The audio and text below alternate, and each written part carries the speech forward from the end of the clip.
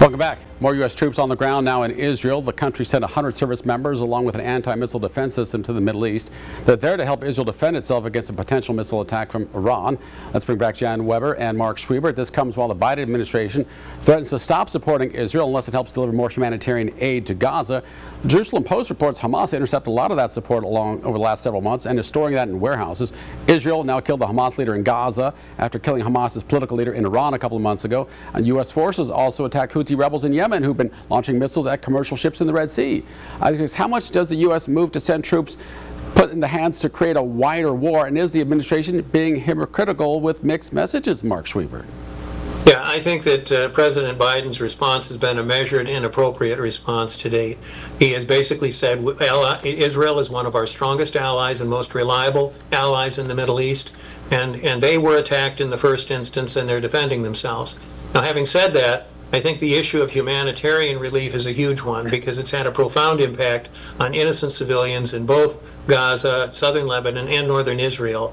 And those are issues that need to be addressed. I don't think Benjamin Netanyahu is any great friend of Israel and some of the measures he's taking that are creating real antagonism towards Israel because of the extensiveness of some of the attacks that are being launched. As far as in allowing Israel to defend itself, I don't think we have any issue with that. I think they're a strong ally and have been, and we need to continue to support them. But we also need, as Secretary of Defense Austin and the President have done, is to put pressure on Israel to allow greater humanitarian relief to cause some relief of some of the just extraordinary human suffering that's occurring in Gaza in particular, and now in northern Israel and in southern Lebanon. Jan Weber, do you have a take on this? I'm, Mark, we're agreeing on a lot of stuff today. That's good, right? And it shows that I just think we need to remember that right now Israel is the only democracy government in the Middle East. We've been long supporters of them, and we have as many people of the Jewish population that live in the United States, almost probably more than there is in Israel. So I think we've made a long-term commitment to them to support them.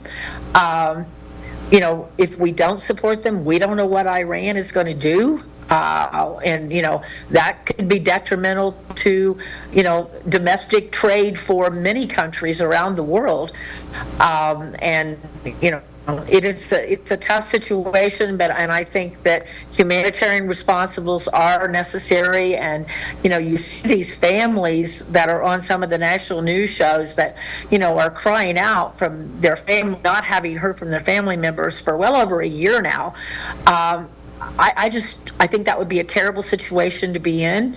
I do know that we're already starting to see some escalation among American military establishments, people being told they might be going to that part of the country. So I think there's, it's going to be a difficult situation to watch, and I think any American just asks that we try to find a situation where those countries there can live in peace and continue to do the things those countries do well. And a humanitarian response is huge, in my opinion. It's a tall order. Jan Weber, Mark Schwiebert, thanks for the conversation. Both of you be safe.